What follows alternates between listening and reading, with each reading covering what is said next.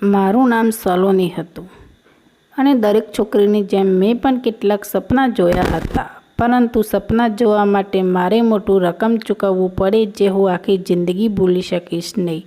મને વિશ્વાસ નથી આવતો કે મારી સાથે જે થયું તે કોઈ કેવી રીતે કોઈની સાથે કરી શકે.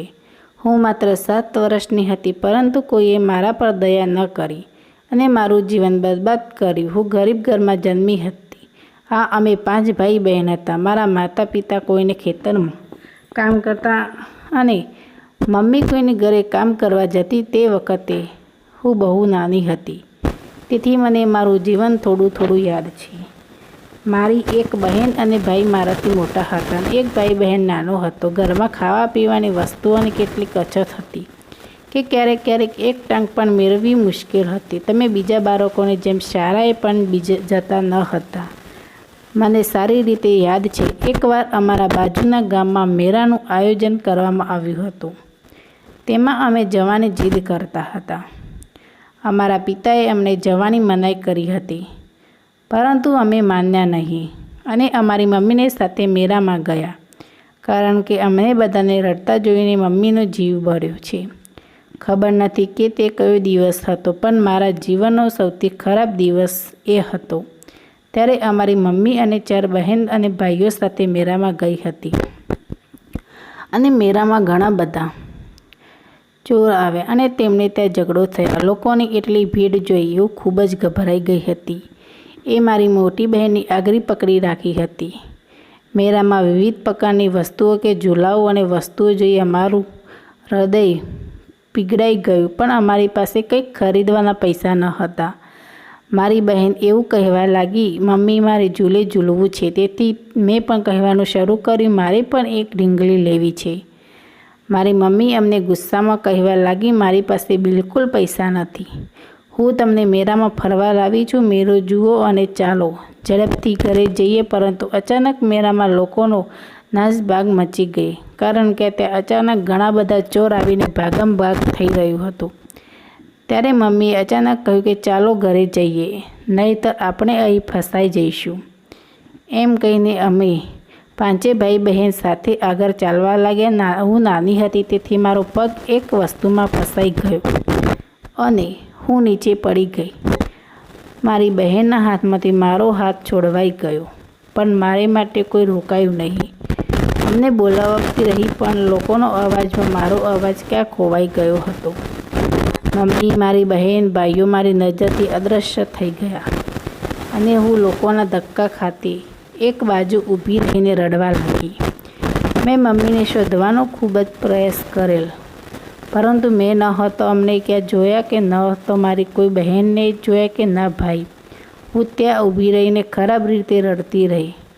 થોડીવાર પછી એક મહિલા મારી પાસે આવી અને પૂછવા લાગી, તો અહીં કેમ રડે છે?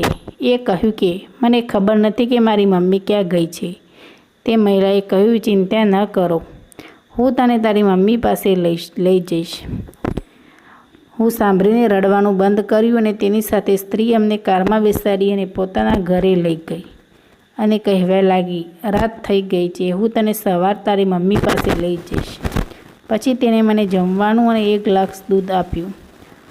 ખૂબ ખુશ થઈ ગઈ અને ભોજન કર્યા પછી દૂધ પીધું અને ત્યાં સૂઈ ગઈ.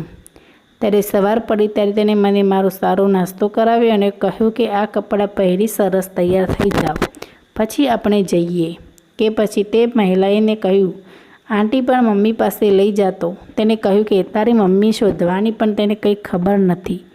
તેથી જ્યાં સુધી તને તમારી માતા વિશે કોઈ સારા સમાચાર સંભળાવવાને ત્યાં સુધી મારી સાથે રહો. અને મારી આંખમાંથી તે મહિલાએ કહ્યું, હું તને મારી દીકરી બનાવીને રાખીશ. હું તને કશાની કમી નહીં થવા દઉં. જ્યારે તમે તમારી માતાને શોધી લો ત્યારે તેની પાસે જતા રહેજો. તેણે મારું નામ પૂછ્યું અને મને રમવા માટે રમકડાં પણ આપ્યા. આ રીતે હું આંટી સાથે રહેવા લાગી.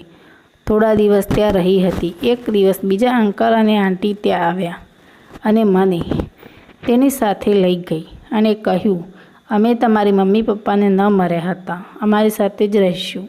બહુ નાની હતી. હું રડવા લાગી. ત્યારે અંકલે મને ઠપકો આપ્યો અને મને શાંત કરે. હવે હું તેની સાથે તેના ઘરે ગઈ.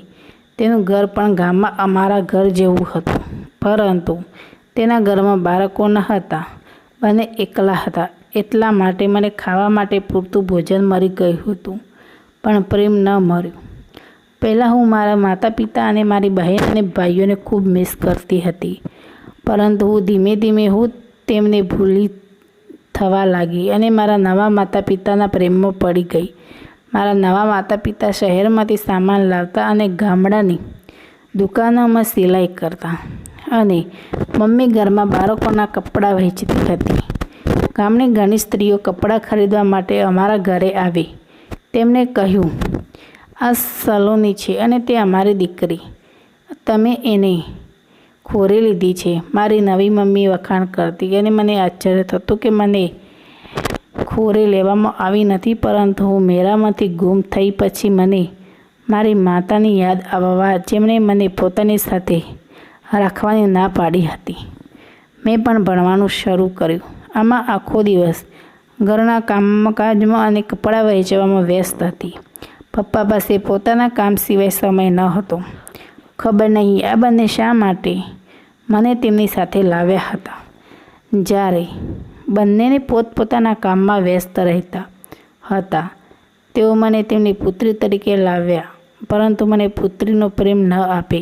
જેમ જેમ હું મોટી થઈ ત્યારે પુત્રી તરીકે તેમના ઘરે લાવ્યા હતા.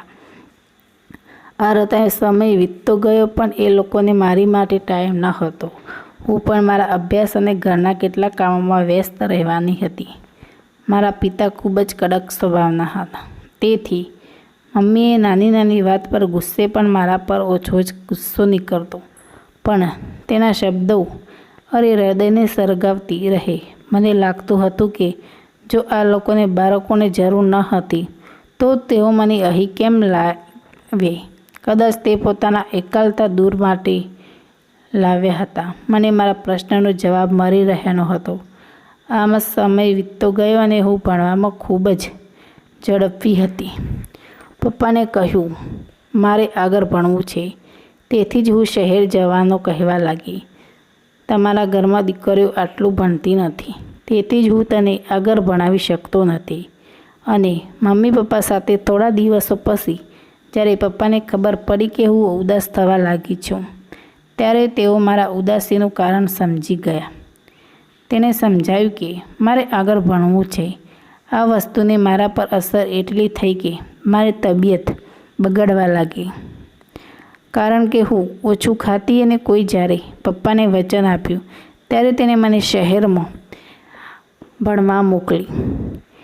તેની પાસે મને ત્યાં ભણવા લાગ્યા, પરંતુ તેમના કામ કરવા હાજર થોડા દિવસ પછી મને ખબર પડી કે હવે હું મારા માટે પૈસા આપવા લાગી. એટલે માટે મેં પપ્પા પાસેથી પૈસા લેવાની ના અપાઈ. તેને કહ્યું, મને તારા માટે આ પૈસા બચાવવા દે, ભવિષ્યમાં તારા માટે ઉપયોગી થશે. કારણ કે હું લગ્ન વિશે વિચારતી ન હતી કે મારે હજી ઘણું ભણવું છે. પછી એવું થયું કે કોલેજમાં એક છોકરા સાથે મિત્રતા થઈ, જેથી મિત્રતા પ્રેમમાં બદલાઈ ગઈ અને હું મારું સપનું સાકાર કરવા ખૂબ જ મહેનત કરી અને મારા માતા પિતા સાથે ખૂબ જ ખુશ હતી અને મારા લગ્ન એક સુખી પરિવાર સાથે કરાવી દીધા અને હું મારી સાસરીમાં ખૂબ જ ખુશ છું.